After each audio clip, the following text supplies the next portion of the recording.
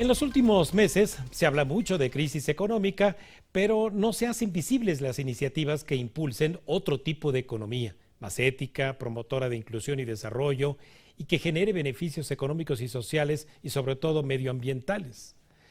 La pandemia del COVID-19 ha generado una crisis económica y social de consecuencias inconcebibles.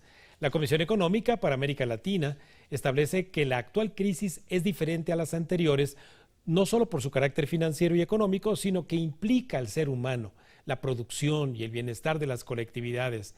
La misma institución, la CEPAL, prevé una caída del PIB en toda América Latina frente a esta situación. Y desde luego, bueno, pues lastimosamente se está buscando salvar al capital, protegiendo a las empresas y a la banca, por ejemplo, en demérito del empleo, la salud, la educación y la alimentación en la población más vulnerable. Así que, pues en la actual crisis de la pandemia del COVID-19, las organizaciones de la economía solidaria han activado por su experiencia y su organización social una serie de iniciativas de solidaridad. Y para ello, para entender en qué consiste esta activación de economías solidarias, me parece que consultar a un experto en ello es lo mejor. Por eso, en tiempos de crisis, lo vamos a analizar con Fernando Gutiérrez, de quien le presento una semblanza.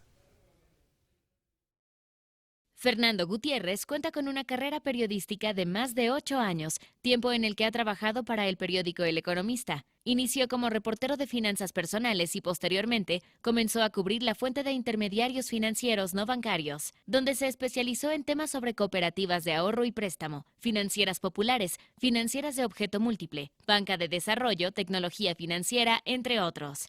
Ha sido reconocido en diversas ocasiones por su trayectoria en difundir la cultura de prevención de fraudes, lavado de dinero y corrupción. Muy buenas tardes, Fernando. Muchísimo gusto saludarte, agradecerte la distinción de estar aquí en Cuentas Claras. Buenas tardes, doctor. ¿Cómo está? Un saludo a usted y a su auditorio. Muchas gracias. A ti, Fernando. Y bueno, pues hablar de microfinanzas, de ahorro popular, pues estamos hablando obviamente con una voz calificada cuya pluma leemos cotidianamente en el periódico El Economista. Pero con respecto a esta nueva vertiente frente a la crisis de la economía solidaria, empecemos por compartirle a nuestro auditorio, Fernando, en qué consiste y cómo se construye. Bueno, para poner el contexto, como ya lo dijeron los analistas previos, Francisco y Pedro, pues hay un escenario muy adverso, ¿no? Hoy en día la economía pues está muy golpeada por este tema de la pandemia y pues qué mejor que mirar a esquemas alternativos, esquemas que no salen mucho a la luz pública, pero que sí tienen una gran penetración, sobre todo en zonas donde pues sí está alejado de los servicios financieros tradicionales o de los servicios clásicos, las grandes empresas o este tipo de economía a la que estamos acostumbrados a ver todos los días. Sin embargo, pues hay mecanismos alternativos y uno de ellos pues es la economía solidaria, esta economía pues que se materializa en sociedades cooperativas que buscan un bien común más allá de un bien individual o propio, ¿no? Se juntan personas, hacen un grupo y este grupo todos jalan parejo para el bien del mismo ecosistema o del mismo grupo que se forma. En este sentido, pues en México lo más visible de este movimiento que en el mundo data de 1840, por allá de la Revolución Industrial, en México pues las primeras cooperativas se datan también de 1927, allá por el periodo de Plutarco Elías Calles. Sin embargo, en materia financiera, veámoslo así, pues la primera cooperativa se creó en 1951 de la mano de la Iglesia Católica y a partir de ese entonces se ha creado un movimiento muy interesante. Hoy alrededor son 7 millones de personas agremiadas a sociedades cooperativas de ahorro y préstamo. Hay diversas cooperativas o diversos tipos de cooperativas que que inciden en diferentes ramos de la producción. Hay cooperativas pesqueras, cooperativas de vivienda, cooperativas de agricultores. Sin embargo, pues enfocándonos a temas financieros, pues están las cooperativas de ahorro y préstamo, como insisto, es la parte más visible del movimiento de economía solidaria aquí en el país, concentra pues alrededor de 7 millones de personas, hay 160 cooperativas autorizadas funcionando en el país. En el Estado de México me parece que son alrededor de 15 cooperativas de ahorro y préstamo autorizadas. Y bueno, pues, estas tienen, pues, como lo dije al principio, pues que generar un bien común más allá de un bien propio o individual. Ese es el gran sentido, la gran diferencia de este modelo alternativo de economía. Fernando, y este modelo de economía alternativa, entonces, dado que tiene tantos años funcionando a través del cooperativismo, la colaboración, ¿cómo ha enfrentado la pandemia? Es decir, ¿qué evidencias tienes de cooperativas que sus bienes comunes hayan sido puestos en el mercado y les haya generado un ingreso continuo a las familias que están detrás de estas economías solidarias hoy en día en la pandemia?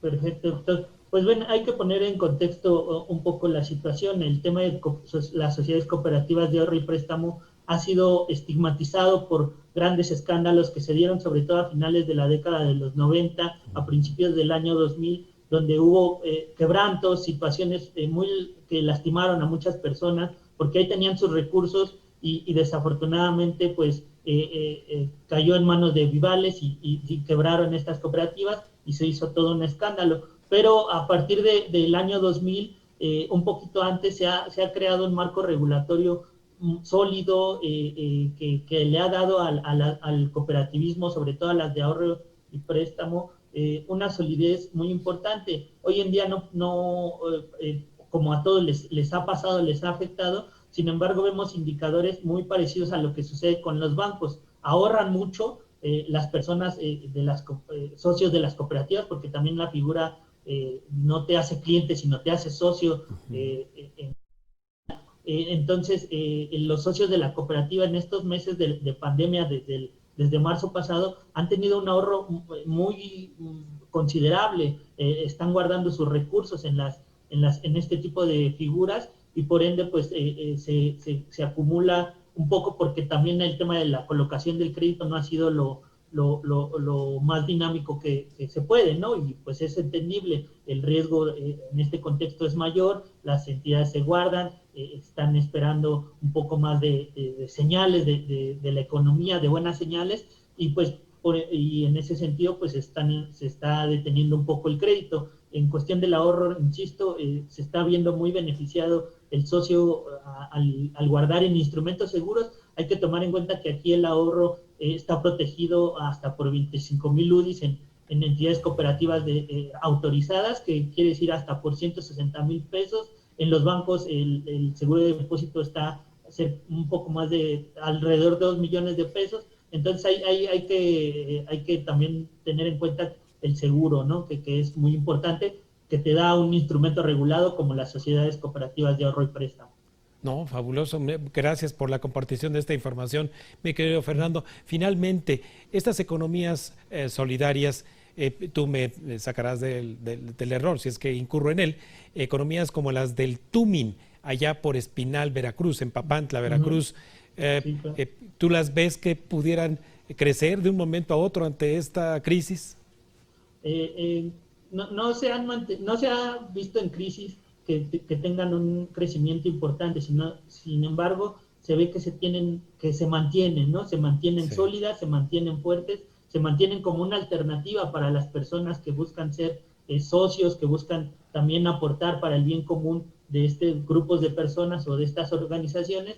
Entonces, más allá de detonar, me parece que van a seguir existiendo, van a seguir manteniéndose. Y bueno, también el tema aquí es que hay cuestiones regulatorias que no impide, que inhibe el crecimiento de este tipo de figuras, no solamente de las de ahorro y préstamo, ¿no? Sino también de otro tipo de figuras, como ya los mencionaba, las de vivienda, las pesqueras, sí, y todo. En Alemania estamos hablando que todo mundo o más de la mitad de su población está afiliado a una cooperativa, ¿no? Sí, y sí. por ende, porque ellos tienen ese arraigo cooperativista. Sí. En México apenas se está haciendo visible, siendo que ya llevan muchos años en el país, pero bueno, se van a mantener y tienen mucho arraigo, sobre todo en zonas muy golpeadas ahorita por la economía, sí, por la crisis, sí, y también pues en zonas excluidas de los servicios financieros. Tienen el arraigo, me parece que es muy importante ese tema. Cómo no, cómo no.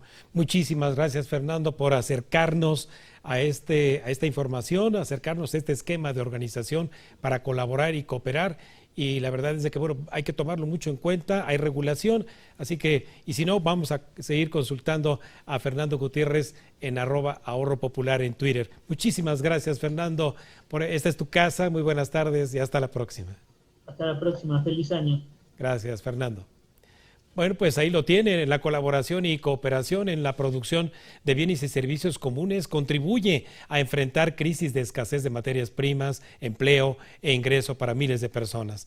Vamos a un breve corte, si nos lo permite, y regresamos con más Cuentas Claras aquí en la Agencia Mexiquense de Noticias.